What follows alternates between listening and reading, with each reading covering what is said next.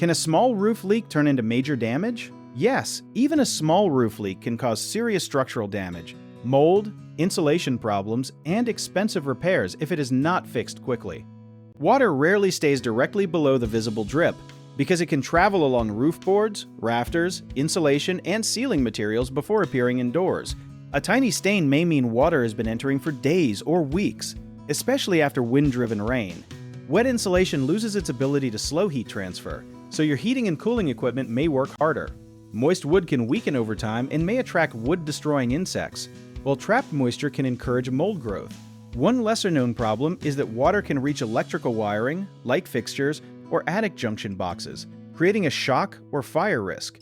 Place a container under the drip, move furniture away, and gently dry nearby surfaces, but do not touch wet electrical equipment. From the ground, look for missing or lifted shingles, damaged flashing around chimneys and vents, or clogged gutters, but avoid climbing onto a wet roof. Contact a qualified roofing professional promptly and take dated photos so you can track changes and support an insurance claim if appropriate.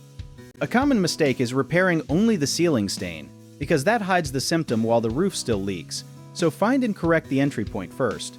Another mistake is waiting for the next storm to see whether the leak returns, so arrange an inspection even if the ceiling dries. People also sometimes assume a small leak is harmless, but hidden moisture can damage insulation and framing, so inspect the attic and address damp materials quickly. If you need help with a project, search for trusted, affordable local contractors at www.bighomeprojects.com. Another option is to download our app, Jobit Tier, where homeowners and property owners can list jobs and have home service experts and contractors reach out, message you back, and offer their estimates.